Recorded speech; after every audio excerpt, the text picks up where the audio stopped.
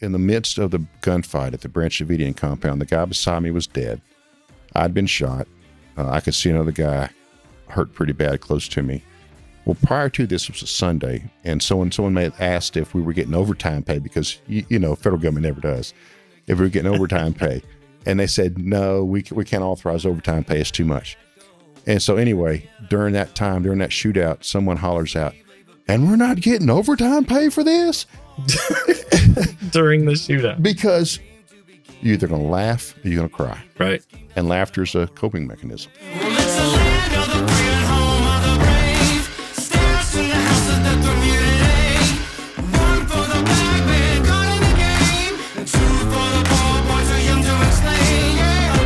I plan to change your mind about the way law enforcement folks think in this T-Cast. Clay Alexander's my next guest, and you may not have heard of him, and there's good reason, because the guy is humble and hasn't even told his kids 80% of the stories that we're going to talk about on this T-Cast. He experienced a lot of extraordinary things that are considered historic in events, good things and tragic things that have proven to show that someone can come out the other side of a tragic experience with compassion, humility, and empathy for other people, unlike some of the other rumored situations that we get from the media today. So please help me in welcoming my guest on this T-Cast, Clay Alexander. We're going to make this a really easy one because I think we're going to have a lot in common. Okay. But we're about to find out that for sure. How does an old country boy, first of all, decide to get into law enforcement, or was it just single trajectory that is typical of cats that got the lunch money beat out of them when they were in high school? You know, it was a trajectory, single trajectory. It was so weird. As a young child, I can remember at 6 years old, all I thought about was wanting to be a policeman. That's all I ever wanted to do. And my dad wasn't. I had no family members that were there. I just, for whatever in my mind, God put in my mind that I wanted to be a policeman. And so from that point forward, and if anyone ever asked me what I wanted to do, it wasn't a rodeo clown. It wasn't a, astronaut. It was a policeman. And those were typical of our day, though, too, as fireman, policeman, astronaut. Yes. Those were actually the three. Well, because you weren't allowed to be a cowboy or something, right? So that was kind of it. And I just wanted to be a cop. And it sustained. So, yeah, I did. And so I tailored my childhood, high school, college career around being a policeman. So you went to college and studied? I did, criminal justice. Okay. I got a degree in criminal justice. And, I was born and raised in central Louisiana. And so for the longest, the most badass folks that you could ever want to be in Louisiana would be Louisiana State Trooper. Those guys were awesome. They still are. And that's what I wanted to be. I took the test probably 4 times, failed it. And even with a college degree, and civil service tests, those that pass them, don't get me wrong, but it's not trigonometry. You should be able to pass it. Mm-hmm. And I never did. And so I couldn't understand why, in that part of my path where I wanted to be a Louisiana State Trooper, that's all I wanted to do. That's what I went to college for. That's what I wanted to be. And it never worked out. Okay. So when it didn't work out, what did you decide to do? Well, you have a college degree. What did you get your degree in? My degree was in criminal justice. Okay. So I'm trying to be a trooper. Didn't work out. So the federal government comes along and decides to put a federal prison about 50 miles from my hometown in central Louisiana. And at the time in Louisiana, it was in the early to mid 80s.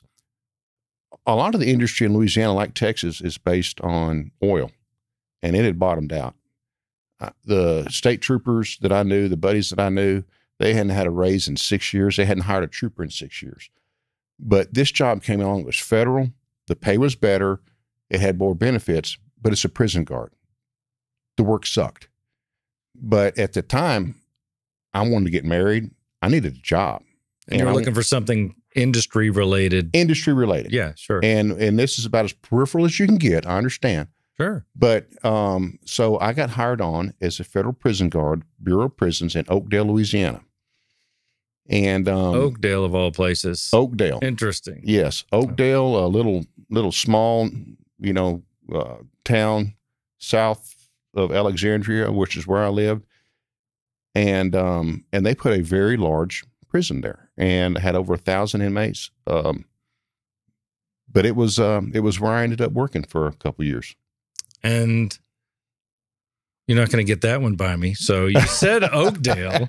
I was like, and you said Oakdale in 80s. Yes, Oakdale in the 80s. So well, were you around? Yes. In 1987, what they had going on during that time, or previous to that time, was unbridled illegal immigrant flooding the United States. Sounds somewhat familiar. Mm-hmm. But it wasn't from Mexico. It was from Florida. It was Cubans. So the president at the time, Jimmy Carter, said, we welcome the Cubans with open arms. That was his statement. So the first thing Fidel Castro did was opened all of his prisons and sent all of his inmates to the United States. So when people started hitting the ground in Florida, they were bad people. I'm not saying immigrants are bad people. I'm saying those are bad people. Right. Those were prisoners in another country. They were prisoners. Yeah. Some accounts, they had multiple murders. I think we had one in the federal prison that had at least documented 12 murders. And so they opened the gates. Even the Cubans that were trying to do it right in South Florida, one of these people dealt with. So they literally had to put federal prisons and load them up with these Cubans. And so that's the kind of prison it was. It was a federal detention center. It wasn't a federal correctional center at the time. Now it's changed, but at the time it was a federal detention center for inmates. They had immigration officer for a review, all these, immigrant type facilities there.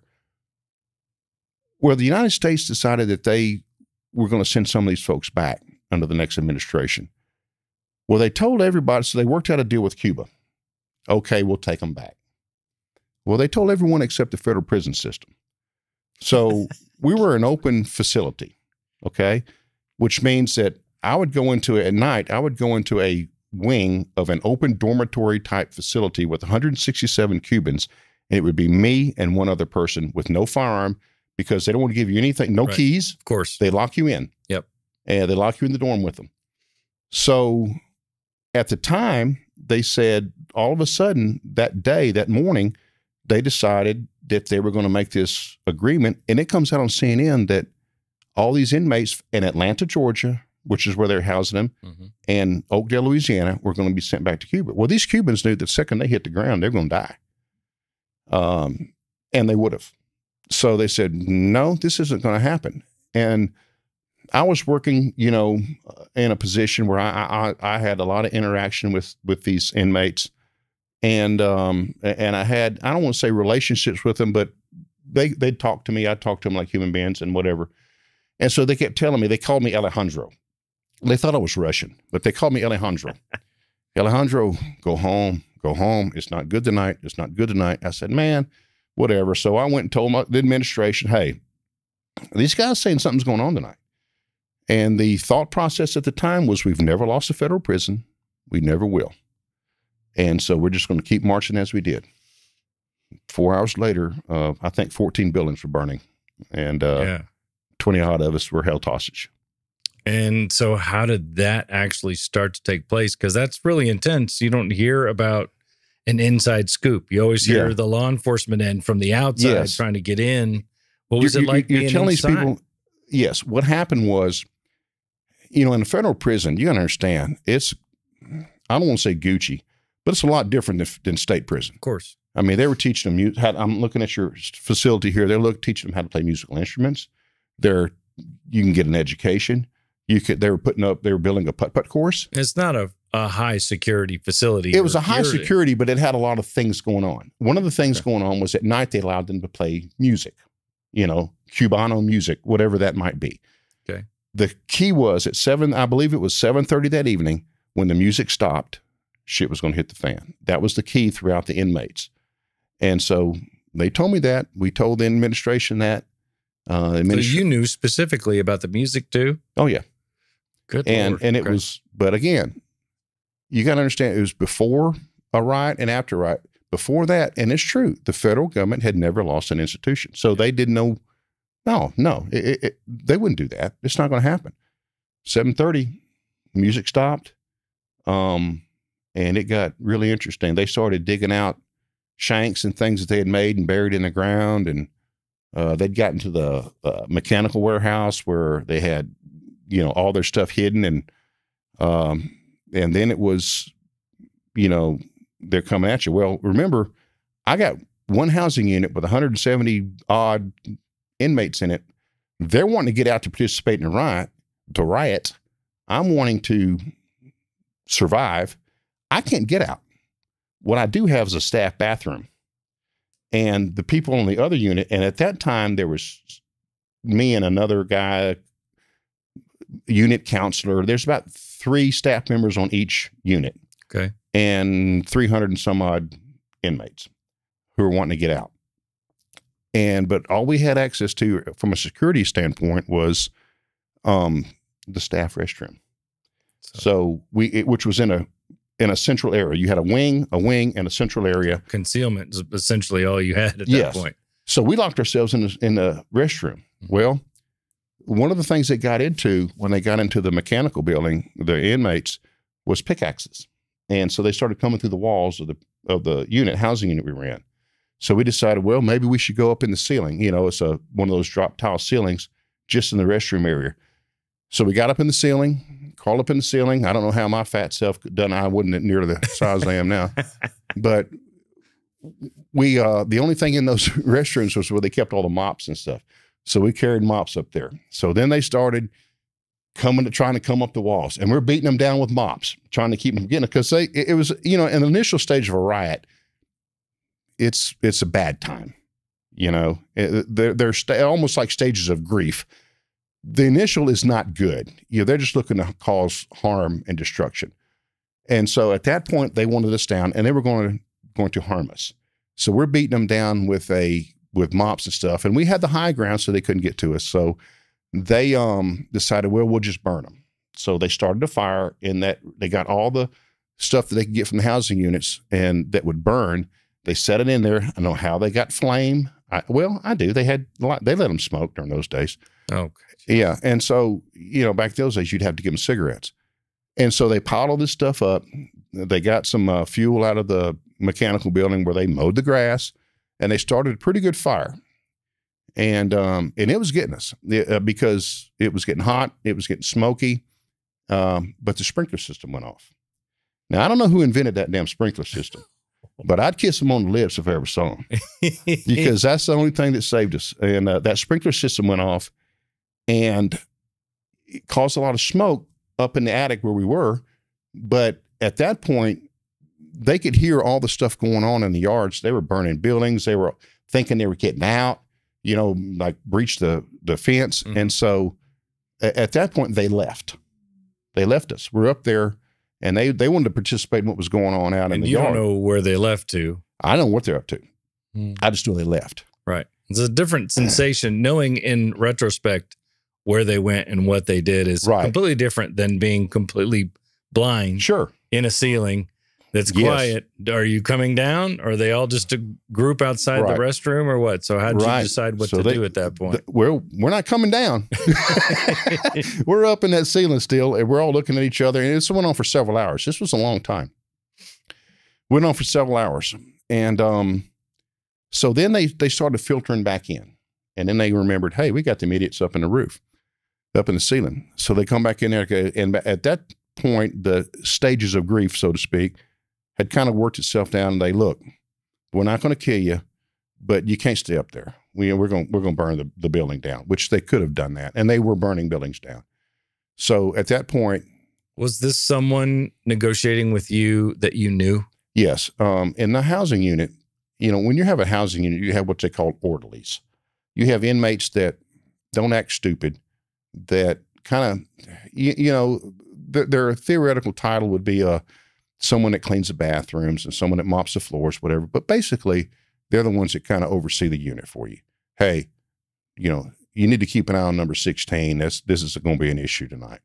you know, that kind of, I don't want to say he's your snitch, but you know, he's your orderly. And I had kind of a cross between, he's a contact between them and you, because he's sort of he's a liaison. Yeah, exactly. He's a liaison kind of both sides. Yeah. So these guys I knew, and Alejandro, come on now, man, we're not going to hurt you.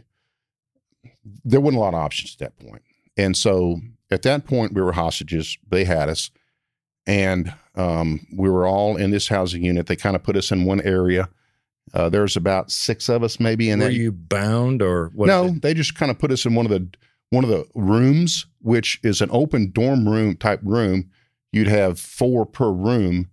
There were no doors on it, but you know, they had people there. You weren't coming out. And so, you know, we're in there for hours and hours. And then I had some more orderlies that came by, guys that I had known. And, you know, these guys were, you know, I never got the sense they were just mass murderers or whatever.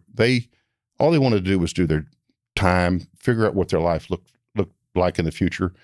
And so I'd talk to them a little bit. You know, most of them spoke English, and at that point I could speak Spanish, and so, or Cuban Spanish at least. And so we would talk and we would visit, and you know, I respected them. They respected me. You do your time. I'm going to do my job. We're going to get along just fine. And so they said, Alejandro, come with us. Well, at this point, I don't know what the heck they had in mind for me, you know? And so they pulled me out of that particular room, and everyone else stayed. You know, I'm like, I'd really rather stay with these guys. And so they said, no, come with us. And so I went with them, and we went to the other housing unit where there were no hostages, but there were a lot of inmates milling around. Inmates that you were less familiar with. Didn't know any of them. Right. And so they're looking, you know, you getting the stink eye and all those other stuff. And they say, you always treat us good. We're going to get you out. So they gave me inmate clothes, which was, at the time, was khaki pants and a green military OM whatever jacket. You remember the old green military jacket? Yeah, sure, yeah. And that's what those inmates would wear. And they gave me that and said, put this on. So I did. And they said, we're going to get you out. Well, the particular housing unit we were in, this was the prison was a 1 mile circle, a 1 mile fence. And we were about the farthest area you could get from the place to get out of. And so and you say we too, at this point, are all 6 of you? No, together? Just me. The other 5 are still. They separated you. Separated me. Because you were the one that they knew. They knew and had been cool with them. Yes. And that says a little something too. Well, do you feel like you were a unique beast in that regard? You know, I mean, you see all types in law enforcement. You know that. You see the kind that it's like if you're stopped by a policeman on the road and one of them puts his foot on your bumper and says, come here, boy. Right. And then you have the ones that talk to you with respect. And by the time they're through talking to you, say, please write me a ticket because, you know, you're just doing your job. Yeah. And I'd like to think that I was that guy that was just treated people with respect. And I did, and I will continue to do so. These guys, I'm not no flaming liberal. Don't get me wrong. You know, some of these guys needed to be dealt with. But some of them, they just didn't know what to do. They might have been in prison for shoplifting in Cuba. Mm-hmm. And now they find themselves in a prison in Louisiana, and they're just like, man, what do I, you know. At the prospect of being murdered when they get sent back to Cuba. Exactly. Right. You know, and a lot of it, you know, a lot of it's just following the crowd. You know, a lot of it's just following the crowd. And the crowd at that point, the bad guys took over, and they were the leaders. And so, you know, when they put me in inmate clothes, they said, we're going to get you out, but we're pretty far away from the entrance. And by that time, the buildings were burning. The power was out, had generators going, but it wasn't a lot of light. And so we started walking across the courtyard towards the front entrance. They said, just act normal, however that would be. Well, one thing about Cubans, at least at the time, they're not very tall. They're not very tall. Right. I'm 6'1". Yeah. And that's not extremely tall, but I was a head over them. Yeah. You know, and so we're walking across here, and and we were illuminated by the flames of the buildings that were burning. And so we're walking across. About that time, a group, about 12 of them, saw me. And they had handmade machetes and axes, whatever. And here they come. They're because they didn't know that you were being helped. They just thought they didn't. Maybe you'd set yourself actually, up they did. to They just wanted to kill or harm any staff person there, because that was the group that was just crazy ass. And the inmates, the 5 or 6 inmates that were sneaking me out went and fought those suckers off to get me out. And they said, run for the gate. And I did. And they went and fought them off. And before that happened, the only identification you really have in a federal prison at the time was a commissary card. You could buy things at the commissary. You could buy chips or ramen noodles or whatever, but the only way to do that is through your commissary card. And the only way you should get money on your commissary card is to do what's called Federal Prison Industries or Unicor or whatever they call it these days. And at that time, they were making uniforms for the military, something like that. Yeah. They handed me their commissary cards and said, don't forget us. And I ran for the gate. And so all the guys that were at the front, now don't get me wrong, by this time it's hours into this thing. They had every policeman that they can come up with in the state of Louisiana circling the place with police cars and lights on it. And a 6'1" guy in inmate clothes heading for the gate. Yeah. And so by that time they look at me like, we know him. And in a federal prison, it was really interesting. In these prisons, in the detention center, you also had very low-risk inmates that worked outside the fence. All right, these were guys like bank presidents that embezzled and stuff like that, chiropractors that did Medicare fraud. And I say that because I remember one of them was. Okay. And so you had about 50 or 75 of these guys that at the beginning of the day, they would leave the institution. They'd run to the post office. They'd mow outside. They'd take care of anything outside the institution, but they were very low risk. Them suckers wanted out. And no one was coming out at that point. So they were all bunched up at the front door trying to get out. My people are trying to get me out. So they finally squeezed me through the front gate to the front door.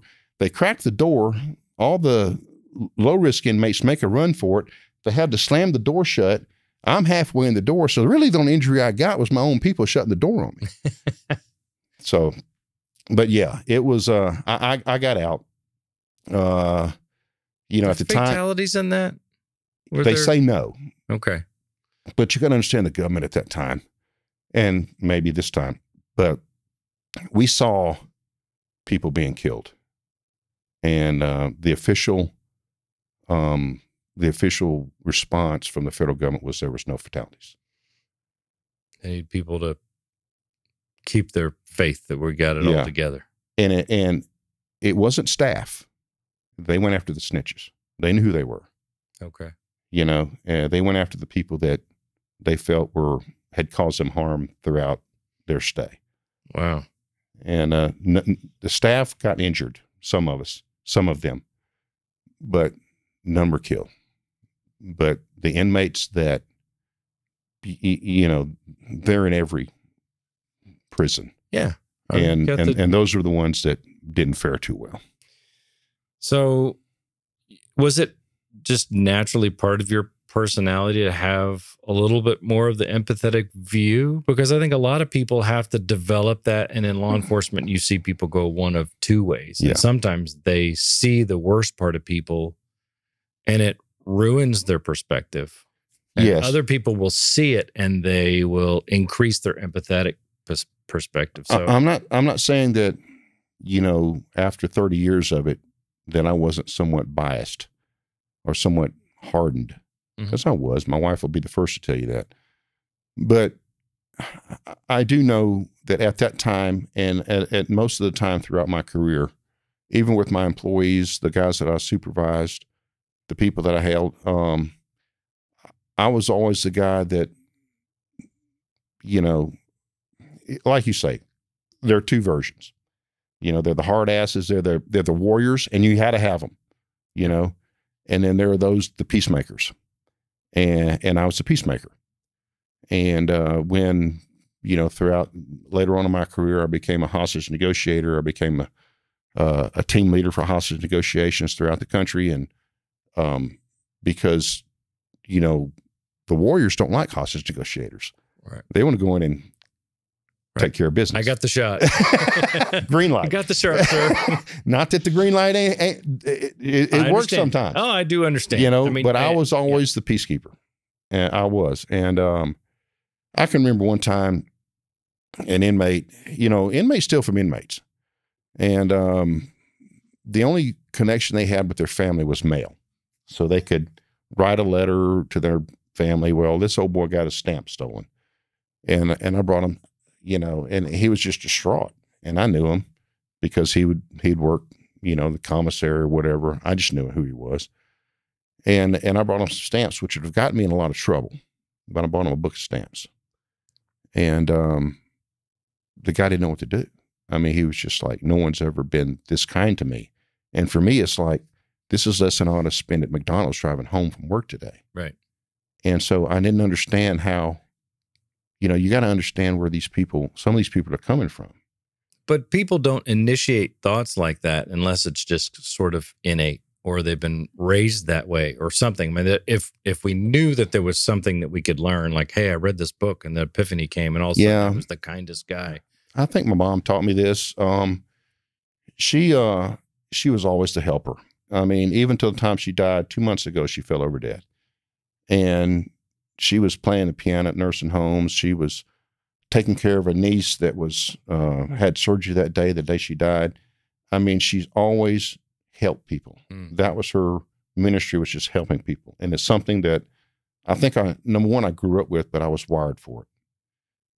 And so if there's anything that it wasn't a book, it wasn't an epiphany, it wasn't anything other than a very incredible woman in my life that showed me how people should be. That's amazing. And we need more of them. Yeah, we do. And she passed away 2 months ago. Oh, I'm sorry to hear that. Well, I appreciate that. But you're carrying a torch, obviously. I'd like to think so. You picked that torch up a long time ago because this is even before you really took on your primary career and led other people. I did. Battle, I'm sitting here after the prison riots. There were no inmates. They scattered them throughout the country. Going a little bit back to the prison riot, the five that I left to get out stayed there for 7 days. And so it went on a long time. They ultimately got a archbishop out of Miami, a Cuban archbishop. They flew him to, the facility to negotiate the release, and it worked. So did you ever find out what happened to the cats that you have the commissary cards for? I didn't. Yeah. I didn't. Didn't know what, there's no way to really access that. Yeah, no idea. I assume they all got sent back at that point? Well, no. Actually, after the riots, and don't get me wrong, during this time, Oakdale, we'd lost the prison. And this is 1,100 inmates. We lost the prison. Well, in Atlanta, the other federal prison that had Cubans and folks along these lines knew that this had happened. Mm-hmm. Well, that warden decided it's not going to happen there, so he opened up his doors and said, we're just going to do business as usual. Well, they lost Atlanta too. And, they burned Atlanta down also. And so I gave the commissary cards to the powers that be when we were debriefed after all of this and said, these guys helped me, but I'm sure it didn't go anywhere. Yeah. Well, they have to hand them to somebody else that has the same ideals that you do. And right. That's very interesting. But no one got sent back. They all put them throughout the country. Some of them, the riot worked. I can remember they said they had to go down to Goodwill and almost buy every piece of clothing that they had, put them in street clothes, gave them some money, and put them on a bus to wherever they think they might have family, and they were gone. Let them loose. Let them loose. Good Lord. Let them loose, my man. That doesn't seem very logical either. No, it doesn't, does it? Oh, wow. That's a fascinating story to launch a law enforcement career. Right. So I was, all the inmates were gone. They'd sent them all out. They were rebuilding the institution. They put all the guards, correctional officers, excuse me, we're all back at work with no one to watch. So they're trying to put paintbrushes in our hand and hammers and nails and help whatever. And, pretty much throughout the whole course of that, stay there, most people were looking for a little different federal type job, because these correctional officers, don't get me, they do a great job, and it's a need, and they're underpaid, they're overworked. I get it. Yeah. It's not what I wanted to do. Right. So, I was looking for a job, and I found out that ATF was hiring, Bureau of Alcohol, Tobacco, and Firearms. So I put in for the job, but the first thing you have to do is take what's called a Treasury Enforcement Agent exam. A TEA exam. At that point, ATF was under the Treasury Department.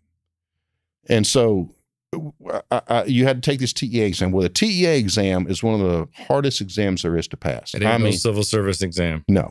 This thing is insane. Okay. Yeah. And everyone said, you'll never do it, brother. Because number one, I wasn't the sharpest tool in the shed. But number two, this was trigonometry. This was anything that they could come up with to screw you up. And I can't pass a damn Louisiana civil service test. Right. So I took the test. And I killed it. That's what I'm talking about. And fate.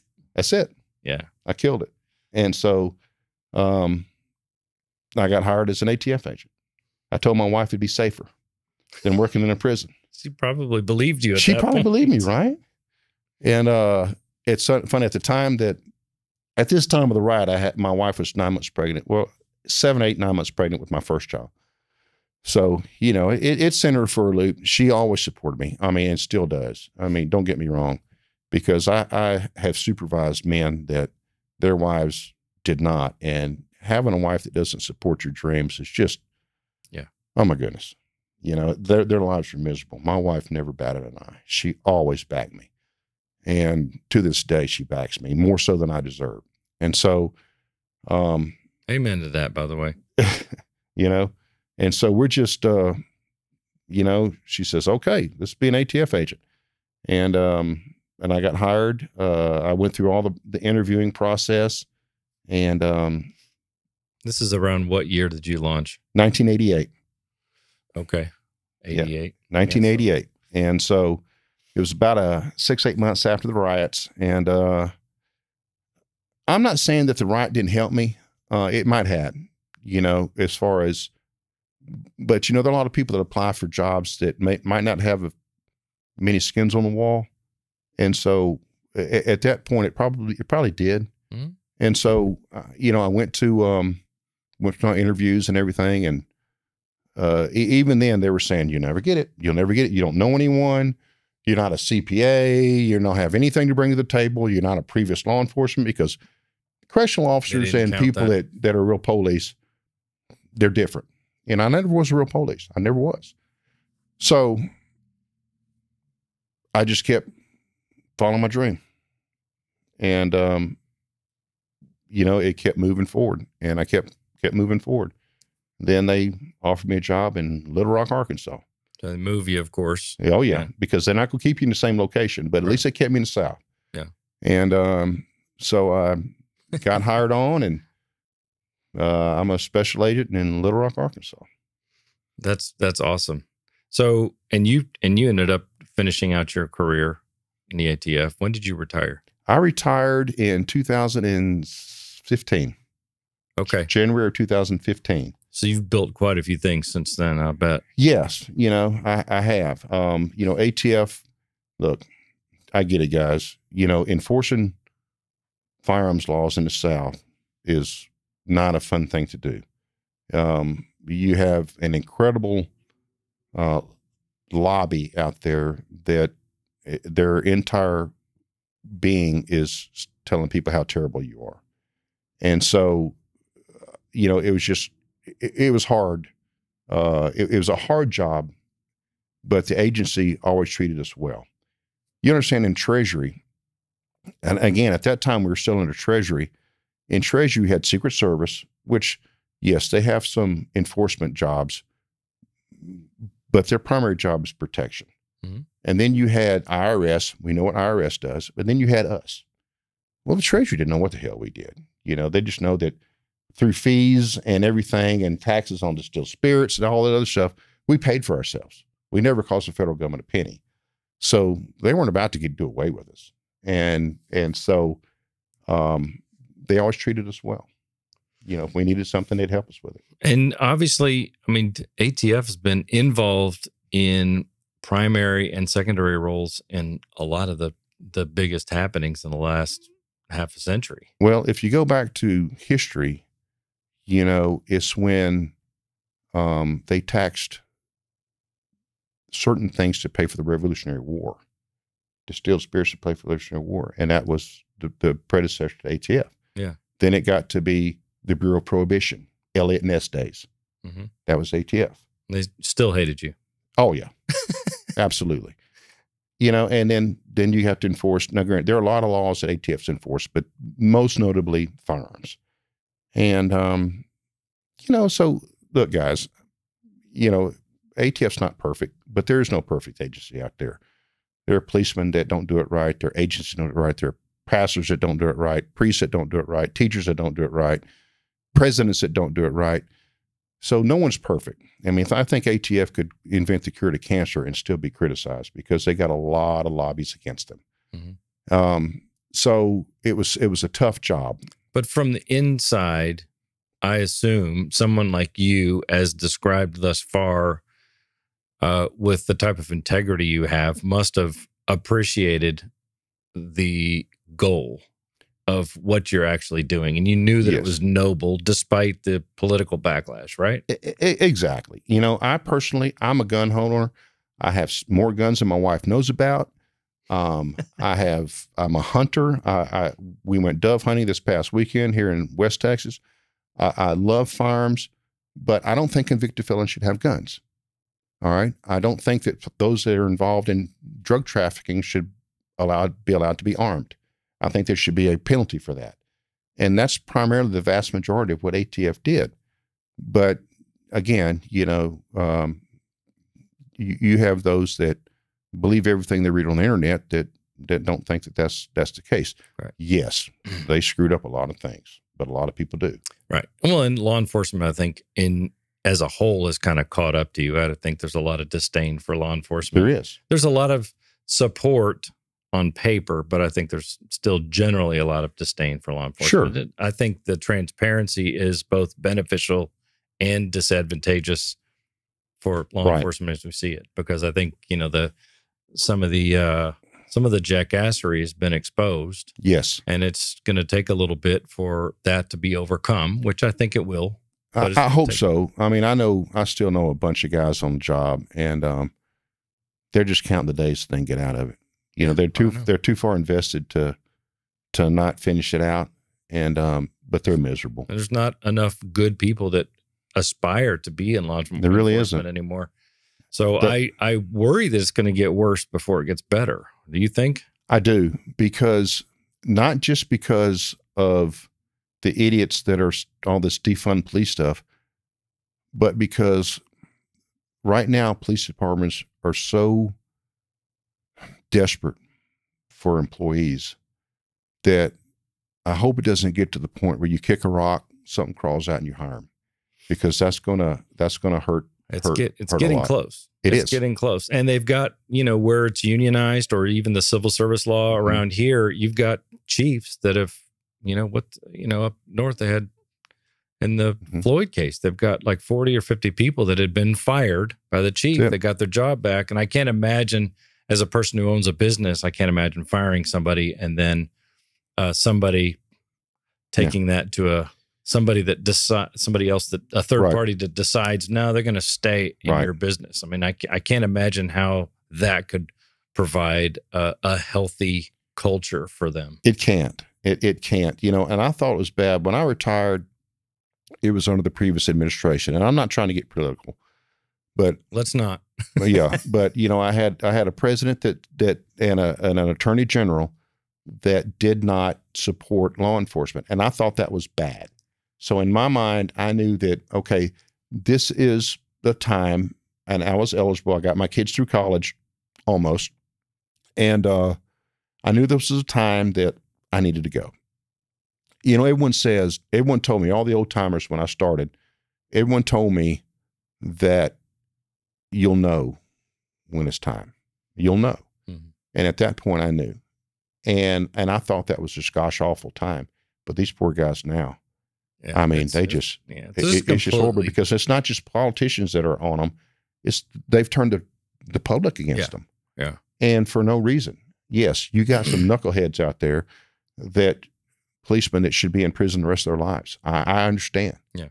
But the vast, vast, vast majority of them, I'm glad they're out there when I'm asleep at night. Oh, of course. Yeah, we all are. And, you know, unfortunately, I think for so many years until recently, even the law enforcement coworkers used to kind of ignore the jackasses and put it off as such. Right. And you always had that I'm not opening my mouth type of attitude. And I think now the one good thing that's come out of some of this is the good cops are now willing to do whatever to get rid of the jackasses that are ruining it for everyone else, because they want to be able to do good work. Right. And it's such a noble profession still. It just needs to stay cleaned up. I mean, there's been graft and all kinds of corruption and stuff throughout the years, we know. But I think now, since you can communicate in real time with the entire world, when one guy, one buffoon makes a name for himself, then, you know, that word travels fast. So it's difficult for someone outside of law enforcement to really understand that. But I think it goes for any business, really.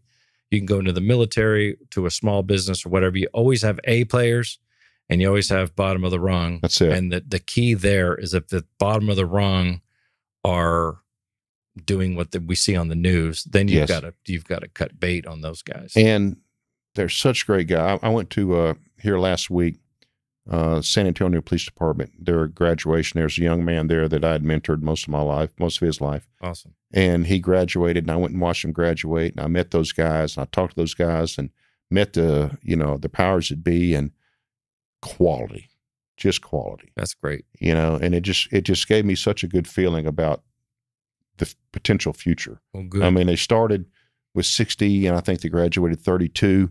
It's hard academy, but those that lasted, I mean, there are good guys out there. There are good people that want the job. But when you get a youngster, I say a youngster, even in college or whatever, that have a mind to want to be in law enforcement, or even not in college, to want to be in law enforcement, and the stuff they see on the news and the stuff they see that folks are talking about, they're going a different route. Yeah, I mean, for sure. Who wants to work Christmas morning making half what you could make somewhere else? Right. You got to love it. Yeah. And those that love it are getting talked out of it. Yeah. You know, I have 3 kids, none of them got in law enforcement, and I'm not sad about it. You know? Well, your kids are all smarter than us anyway. Seriously, so right? I think that starts there. Right? Yeah. But, you know, it's like, I go back to where, I don't know what brain synapse hit in my head that wanted me to be in this line of work. But, you know, none of my family before and none of my family after were in law enforcement. So, all right. So I'm going to back you up a little bit and stop me if I'm pushing buttons that are going the wrong direction. But during your career, I know that you experienced a lot of different things just based on the span of your career. And one particular incident I had, we spoke with Danny Colson in here for quite a while. And he was a deputy director over at the FBI. Good guy. He ended up, so you know Danny. I do. Okay. So now I've met him. So we talked a little bit about a number of different things as well, but one of which was the misconception that the FBI was kind of in control of the Branch Davidian situation, which is only, I think that's just a way to remember it, because they only became involved at the very end. Correct. Do you have any way to describe for those? Well, I mean, it's too much to describe, right? If you don't know about it, most people that are over the age of 25 have to know about this thing. How did it devolve, and what was your sentiment about how the ATF handled it? Okay. What was I don't know if you were a supervisor then, or what kind of power did you have? And can you talk about that a little bit? First off, if you don't mind, I'm going to give you my background on Waco, because so many people have opinions and stuff that they've read on the internet, stuff that they've read or have been told, and everyone has an opinion, and that's fine. In my situation, I was in Little Rock, Arkansas, an agent, and I was told that there was a very large operation going down in Texas, and they needed volunteers. Well, the old adage of "don't ever volunteer for anything" never really kicked in. It should have, but it never kicked in. So I volunteered to go help. Didn't have any idea what was coming up. So I volunteered to be on a support agent on a search warrant on a place about 12 miles southeast or somewhere of Waco called the Branch Davidian compound. And we spent several days in Fort Hood practicing for this search warrant. And on the morning of February 28th, it was a Sunday. We were all in the community center, some sort of big community area in Waco. And I mean, we had little old ladies serving us donuts that worked there. We had ambulance people or whatever. And without getting into, unless you want me to, exactly what happened, loss of element of surprise or whatever. And I'll talk about anything you want to. I just don't want to take up all your time. But it could be important. I mean, because I think that's a lot of the misconception and the misinformation is how it rolled out. Because all anyone else got is from the news of the time. So ATF contracted through an ambulance service to be on standby during the course of this operation because there was 100 of them, 100 of us. There's a lot of people around, and odds are you might need one. There was an employee of the ambulance service whose live-in boyfriend was a reporter. And they gave the reporter this exclusive that, hey, because there had already been an article written about this Branch Davidians, and David Koresh, his name was Vernon Howell, had already said there's going to be a confrontation. And so, that area was already kind of thinking about this, and the reporters were already thinking about this. And so this ambulance driver gives her boyfriend an exclusive saying, hey, just not for nothing, but we've been hired for the ATF. So this is probably this is a Sunday morning. So he wants to get out there early and find out what's going on. He wants to take pictures. He wants to take video during this raid.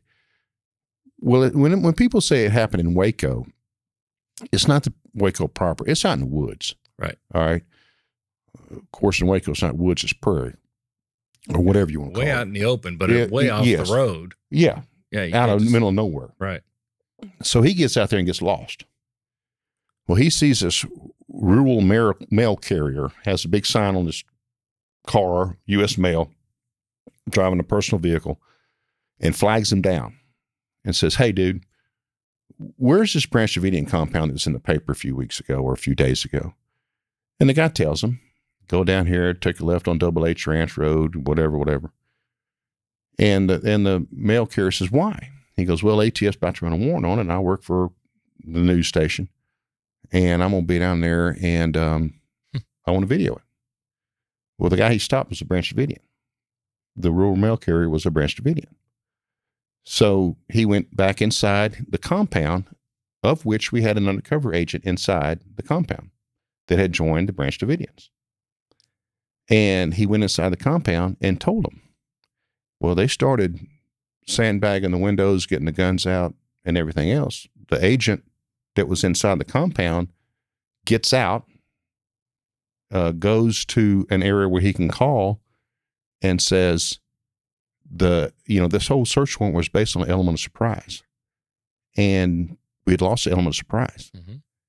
I mean, we rolled up there in cattle trailers so that we were literally agents stuffed in cattle trailers and pulled with four-wheel drive pickups so that they wouldn't think about who we were. And just for clarity, for non-law enforcement listeners, any dynamic search warrant is completely predicated on the element of surprise. 100%. So otherwise, that's why there's some contention about knocking and talking and giving them a chance to arm themselves, knocking an house, or destroy evidence and different things. But when you do a dynamic search warrant, you know that there's dangerous elements inside, whether it be guns or intentions or whatever. So in that case, you have to get special court order for a no-knock warrant. Right. And that's what this was. So he gets out, he calls this compound I say compound, that's not a good word at this point. He calls this convention center and says, hey, they know you're coming. And we got to go back to now my prison days, where they say, we've never lost a federal prison. Well, now the powers that be are, we've done 11,000 warrants and never had a person get hurt. We can do this. It doesn't matter. We're going anyway. Yeah. And it was the wrong call. Right. But you also have to kind of put yourself in a mindset now, in hindsight, pre-Waco, post-Waco. If ATF would have wanted to go in there with armored personnel carriers, or the FBI for that matter, or anybody else, they'd have laughed us out of the room. It never would have happened. Now, all your local police departments almost all have them, you know, and that was post-Waco. So it was different. And so it was different, but even more dangerous when you're having to improvise those types of things. Improvise and technology and sophisticated. You know, half of us had ballistic. I didn't have one. Had ballistic helmets. The other half didn't. Half of them had level 3 vests. The other half didn't. You know, I mean, it's just a bunch of us running out there trying to execute a search warrant and trying to go in there because, you know, there was reason to search the place. Of all the investigations that were done by non-ATF personnel, the probable cause for the search warrant was never in question. How it was run, yes, because the element of surprise. And then the idiot supervisors in ATF that decided to go anyway decided to lie about it. They thought they could lie themselves out of, no, we never would have sent them without the element of surprise. We got to understand, we had these little old ladies serving donuts at the convention center that heard all of this. Yeah. And all of us street agents were like, no, Elvis, that's not how it went down. Yeah. And so they sent us anyway, while they stayed back at the convention center, and it turned into a bloodbath. And so, you know, we roll up, in our cattle trailers. My particular position, me and two other guys, we went towards the front door. There was dogs, encased, inside a fence near the front door, German Shepherds. The first guy opened the gate. The second guy had a fire extinguisher, because if you shoot a dog with a fire extinguisher, they'll run off, with little powdered fire extinguishers. And the third guy, which is me, had a shotgun. I was plan B in case none of that worked with the dogs. Okay. And so, and you were clearing the way for a stick to hit the door? I was clearing the way for the team to come in behind us. Okay, right. You know, the team came in behind us. We're all geared up to the gills with ballistic everything, and I got a baseball cap on and a, you know, regular old vest and a raid jacket, basically. Yeah. And so, you know, we go there, and as soon as we hit the front area, they opened up on us. They fired first. If they didn't, I'd tell you, but they fired first. And that's been another. You know, there was a lot of contention on that. Yep. Well, I'll tell you, in front of my situation, I was, I had to testify in court after all this in San Antonio. It was just for a little caveat, and you can cut this out if you want to, but the courthouse we were in, Woody Harrelson's dad killed the federal judge, and it was named after the federal judge that Woody Harrelson's dad killed. Right. Anyway, I was there for 11 days we because worked on that documentary a little bit. Really? Yeah.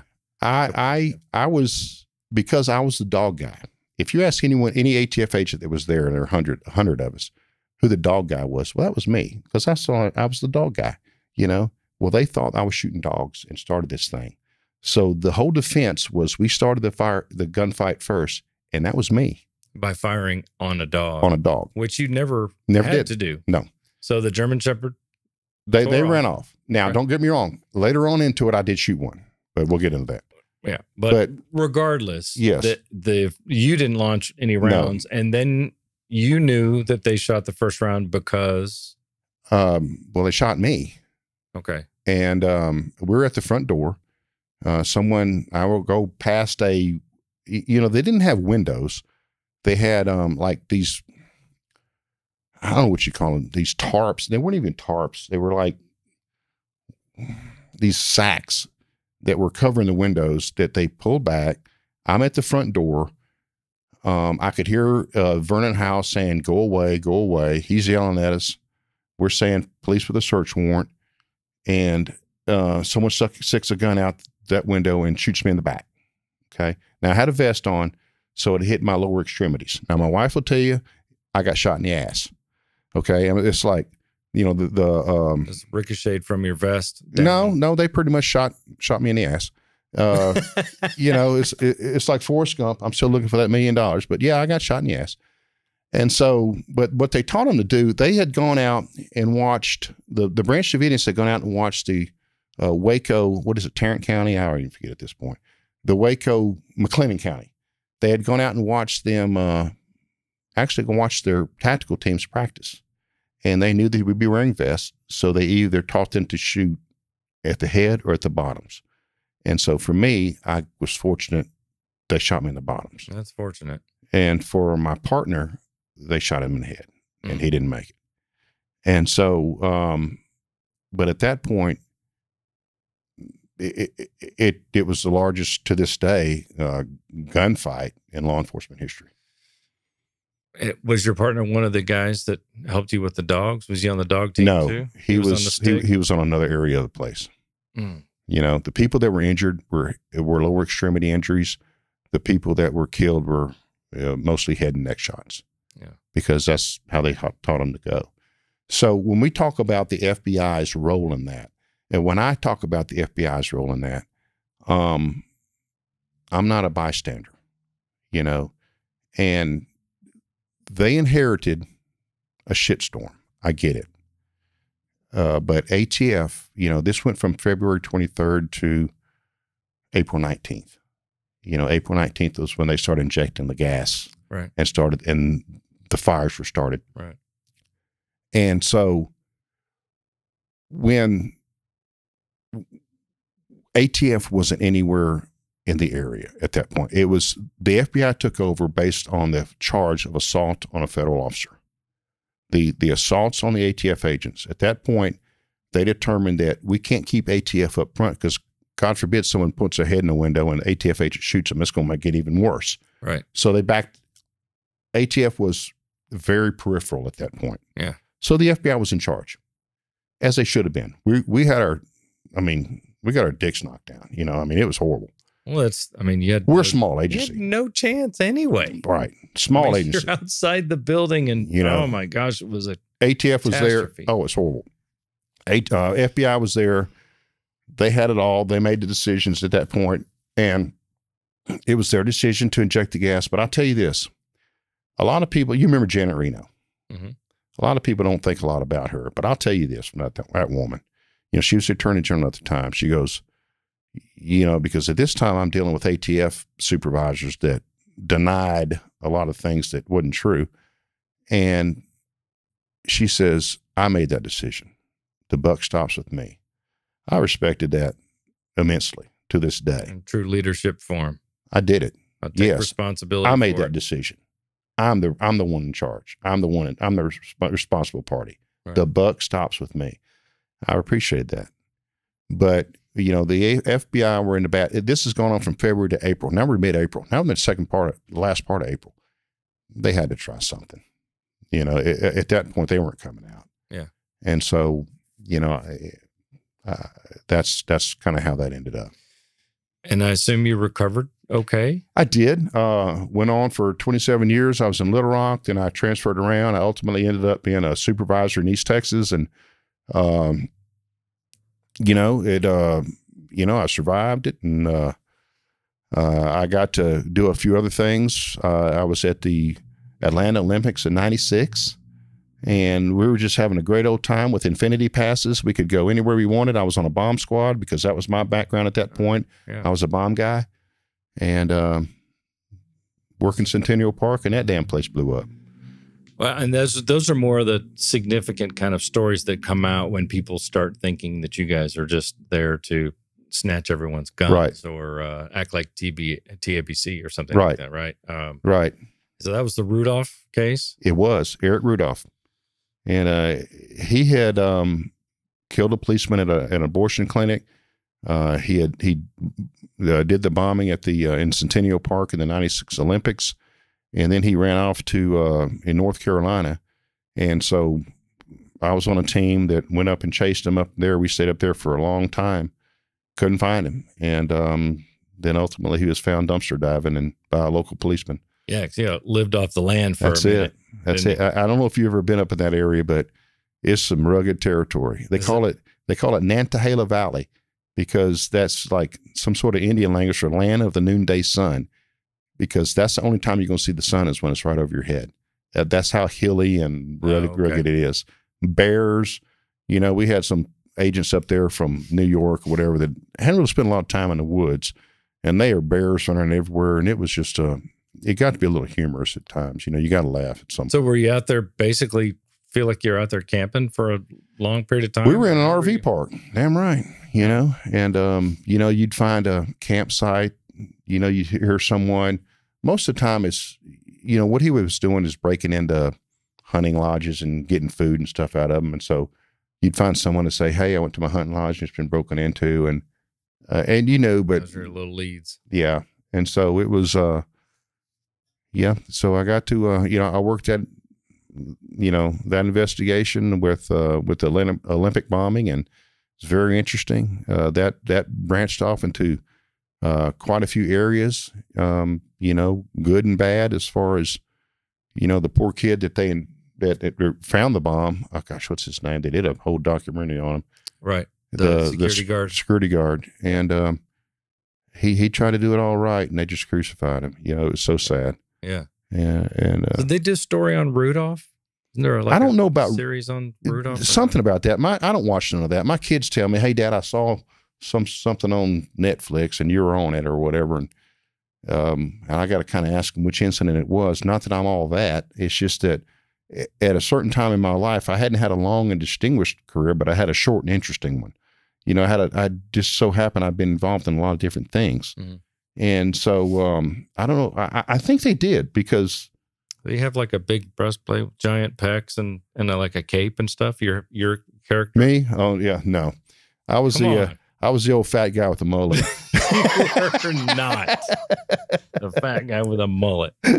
You got at least nose. You got repped well. Come on. Yeah, it's funny though, because I did see. I did see one show.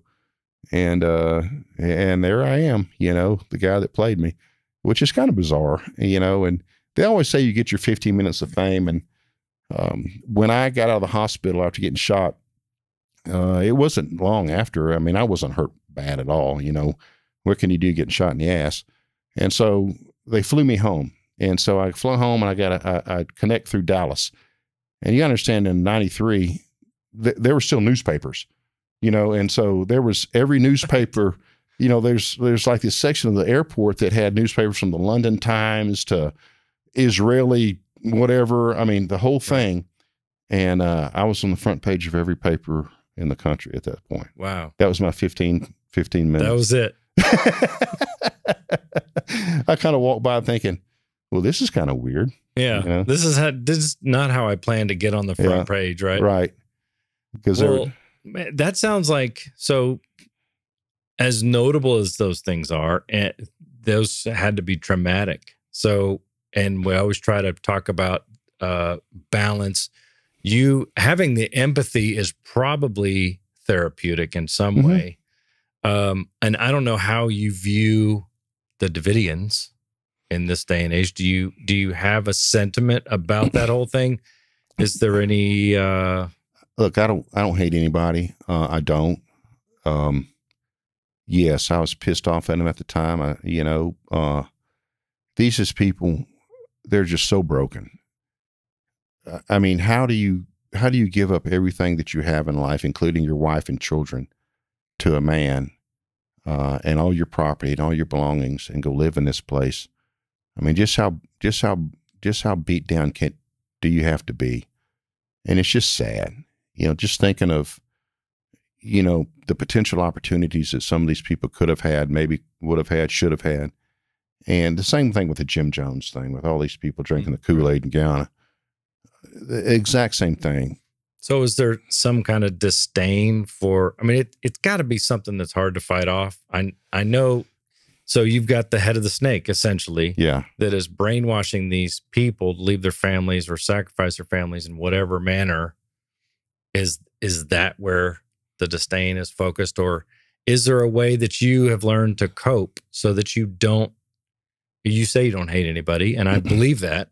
And I'd like to think I don't either, but it takes work sometimes. It does. And that has to be, you lost your partner and everything else. And to have a proper perspective, look back on that and still have empathy for the people that were involved in it, even though you cite Koresh as the guy that essentially brought them in and brainwashed them.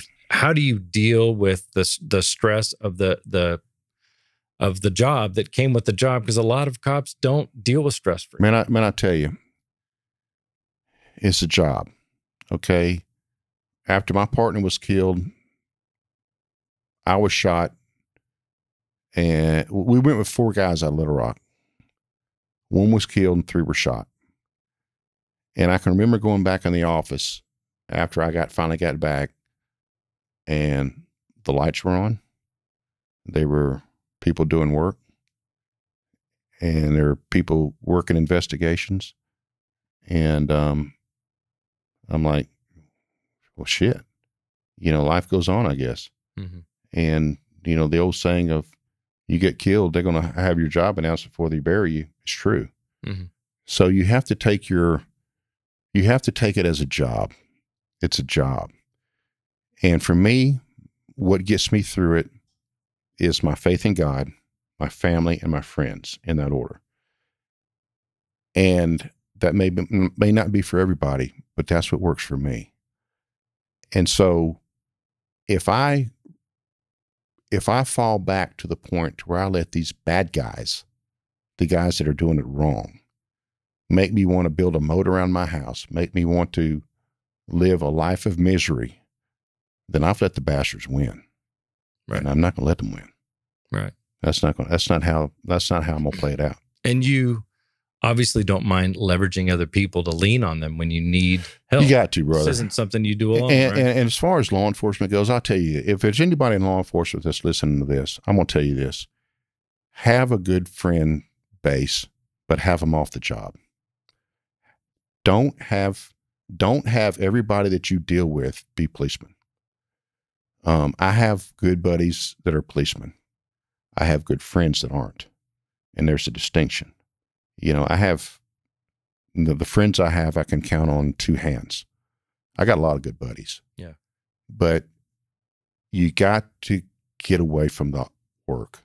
You got to get away from it. You just have buddies, have friends, have associates, have those that you hang out with that aren't cops. You cannot immerse yourself in this shit 24/7. And I think that's a typical way that a lot of them associate. Yeah. I mean, haven't been there. Because that's all they trust. Yeah. Well, they have so much in common. They can relate so many of these things. Right. They can tell stories with humor that you couldn't share with someone that didn't understand the context. You hear a lot of that. Somebody joke about something that's grotesque or just, humiliating to someone else, but you almost have to laugh at it because that's how you are actually internalizing it so that you don't become emotional about it. When we were in the midst of the gunfight at the Branch Davidian compound, the guy beside me was dead. I'd been shot. I could see another guy hurt pretty bad close to me. Well, prior to this was a Sunday, and someone may have asked if we were getting overtime pay because, federal government never does, if we were getting overtime pay. And they said, no, we can't authorize overtime pay. It's too much. And so anyway, during that shootout, someone hollers out, and we're not getting overtime pay for this? During the shootout. Because you're either going to laugh or you're going to cry. Right. And laughter is a coping mechanism. Absolutely is. And so you're exactly right. That's how it plays out. It's hard to find friends like that. It is. But I totally agree with you. I think that's very interesting too, to be able to leverage somebody that, because a lot of people that really feel like they have so much in common with their cop brethren, also lack a perspective of how the other world works sometimes. It is. It's true. And you got to be able to talk to people like that. I agree. But, you know, in my world, I had to make sure that wasn't law enforcement. You know, I had to get away from that. My kids, I had 3 kids, 3 great kids, and they're all better than I deserve. They're all incredibly successful, and I love each of them. Mm-hmm. But I don't know that any of them have ever seen me with a gun on. You know, it's just one of those things where I wanted to separate that from. That's not who you are. That's what you did. Exactly. And I projected that onto my friends too. That, oh, you know, don't get me wrong. You always have those so-called friends out there that they just hang around because they think you can get them out of a speeding ticket. But then you have those true ones that, now, what do you do for a living? You know, and those are the kinds that you should, you know, those are the kinds that I gravitate towards. Yeah. You know? Well, and there's, just so you know, I think there's a lot to be said about people that care about you to actually start sharing some of these, and hopefully we're doing that here, because I think it represents who you are in some of these extraordinary situations that your kids or somebody that's just new to law enforcement are learning about these stories or different perspectives could really learn to appreciate and maybe apply to their lives and be impacted by the fact that you're able to separate this, you're able to maintain empathy, and you've gone through these extraordinary events that have helped shape who you are, because they're not who you are, but they've certainly contributed. Absolutely. Right? So, you know, prior to coming up here, I had a lunch with my son, and, you know, he's in his 30s. He's a great guy. And one thing he told me was that, Dad, I hope you're able to tell him how you respect everybody, because that's how I like to live my life. For a dad, that's success. Yeah, absolutely. That's success. For anybody, that's success. I hope so. Yeah. And I think you're a rare bird, but that's why I wanted you here, man. I really appreciate you sharing time with us, man. I'm sure we've enjoyed every minute of it. Thank you, brother. All right, buddy. Oh, by the way, cheers. Hey. Did you finish it all? I'm good. Sucker. Let's finish it now. Good stuff, my man. See you next time. You bet. Keep on keeping on the golden age caffeine. It's some side wind you're on. Another situation. See the road from the stripes with the lights coming on. Freedom came upon a catastrophic dream. Another dark page to turn. Another situation. They can't have your heart to find. To pursue once has just another time. And every wish ain't hope till the soul is mine. Keep your muse on loop till your angel cries. A sunlit path you're on, obscure majestic trees. Can't see which way to turn. Just take a new direction. See the road from the side. Your old strides wherever long. Free to think about the way it's supposed to be. It's another dark page to turn. It's another situation.